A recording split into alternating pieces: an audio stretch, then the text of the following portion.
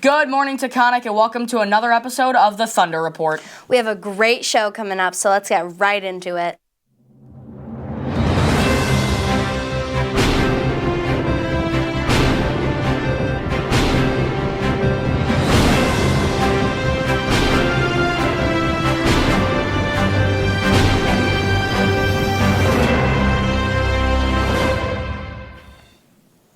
Today is Friday, November 15th. We have some great things to share with you today. First, we'll have this week's news. Then we'll have the weather with Avery, and after that, we'll have Max with headlines from the Berkshire Eagle. Next, we'll go to Aiden for an interview with Miss Simons with a grant for metal fabrication and horticulture. Next, we have Chloe with an interview with the school psychologist. Lastly, we'll have word of the day. But first, please stand for the Pledge of Allegiance. I pledge allegiance to the flag of the United States of America, and to the republic for which it stands, one nation, under God, indivisible, with liberty and justice for all. The tickets for Clue at THS are being sold on November 15th and 16th, so make sure to get your tickets. Thanksgiving break is between November 27th through the 29th. We all hope you can spend some quality time with your families. Movember Club will be holding meetings every week on Wednesday and Friday mornings at 7 a.m. in Coach Capeless' classroom, A125. See Coach Capeless for more information. Along with that, the annual Movember Walkathon is today at 10 a.m. Students participating must be present for period 1 and will then be excused periods 2 and 3. Homecoming is coming up on November 22nd, and tickets are now available. Tickets are sold $15 and are sold at all 3 lunches. Next, we have Avery with the weather. Good morning, Taconic. I hope everyone is excited for this weekend. I sure am, but some of you might be curious about the weather this weekend, and I'm here to calm those concerns. First up, we got the 7-day forecast. Now today, we're looking at 51 degrees. Now, not too bad. I'd say it's much better than the week has been, and this starts to sort of rise throughout the weekend. We're looking at 56 on Sunday, as it starts to get a little bit less cloudy too, which is really nice. And as the week goes on, you get a little bit more cloudy. However, it peaks at 57. So if you're a big fan of hotter temperatures, that's good for you. But then it starts to climb down a little bit. Maybe you get a little bit disappointed. But for those cold folk, it's looking pretty nice. Now for precipitation, we're looking at a little bit of up here. It could possibly encroach down to Mass, and especially later on today, we're going to see this. This could get a little bit into our area possibly. However, it's still looking pretty good, especially on Saturday, where we have it sort of pushed back, maybe back to where it originally was this morning. And then on Sunday, it's completely gone. So we're all good on that front. Now, the most important message, the red flag warning that is currently going on. Now, if you look behind me, there's all this area that's red. We're looking at like Massachusetts, Connecticut, Rhode Island, all that. So a red flag warning is when people advise you that you should not be burning anything outside, as if it causes a forest fire, it might be extremely hard for people to extinguish. Now, this is important. Just pay attention to this. But other than that, looking at some pretty good weather, and I say you should enjoy your week outside. Now back to the studio. Thanks, Avery, for the weather this week. Next, Max is here to give us headlines from the Berkshire Eagle.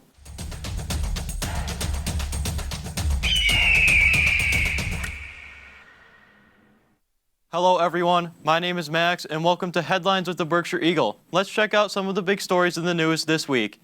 The Berkshire Eagle reports that Berkshire County is in a significant drought. Is there any hope for more rain in sight? Now more than 25 days and counting since Berkshire County has seen any beneficial rainfall, the U.S. Drought Monitor has expanded its moderate drought zone to cover all of Berkshire County.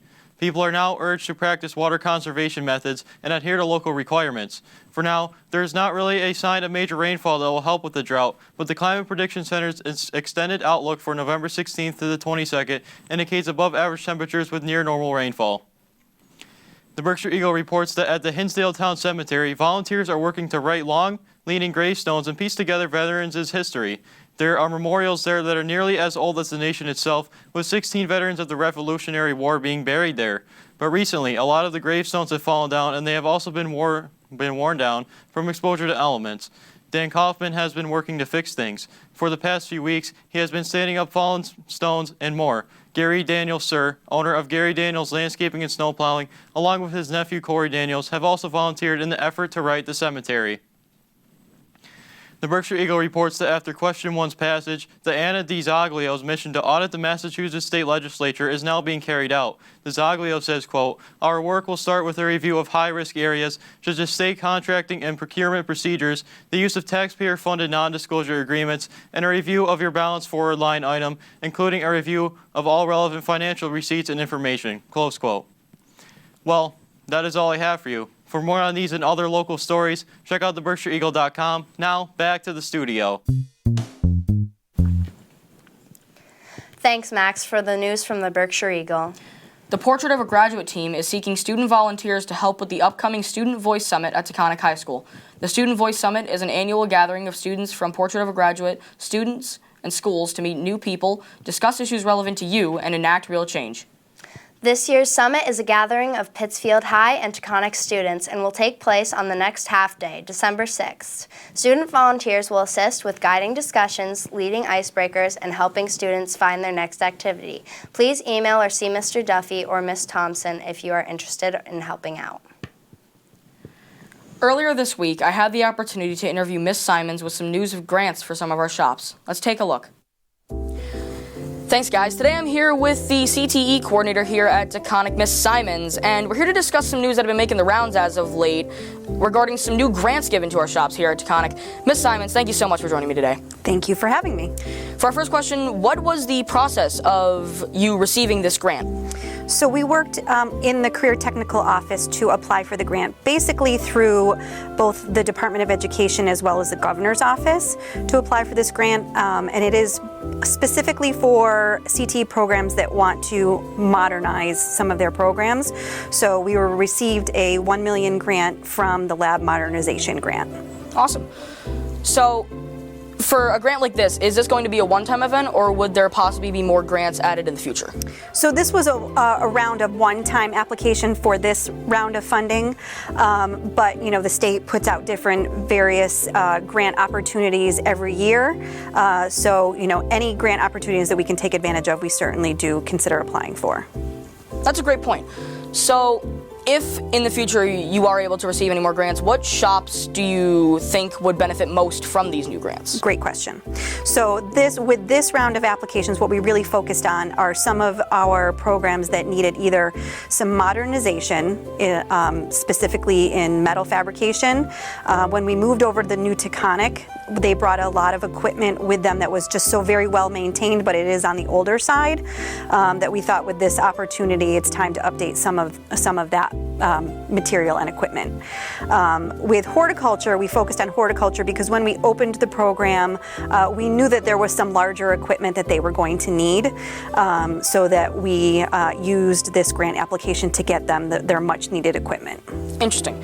So, for these grants, in the event there are any more in the future, do you think that there's a system for which shops would come next in line?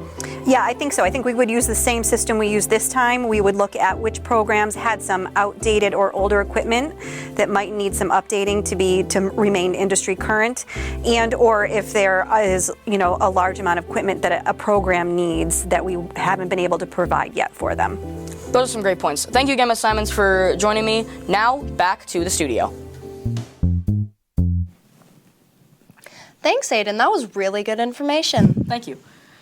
The Powder Puff volleyball game is at 6 p.m. on Wednesday, November 20th in the THS gym. This game is between the juniors and seniors. As for tickets, children are $3 and adults are $5. Now, we have Chloe with an interview with the school psychologist. So next week is school psychologist week, so I'm here with Miss Tormina to talk to her about it. So thank you for being with us here. Can you tell us a little bit about your job? Sure. So as a school psychologist here at Taconic, my role is to work with students who have a harder time in school, maybe learning or maybe with emotions or behavior. I work with a team here in this building who supports all the students. So how long have you been doing this job for? So I've been a school psychologist since 2016, so almost 10 full years, but I've been at Taconic for about 7. Why did you choose this job? I've always been interested in psychology in general, and I wasn't really sure which way to take that after high school.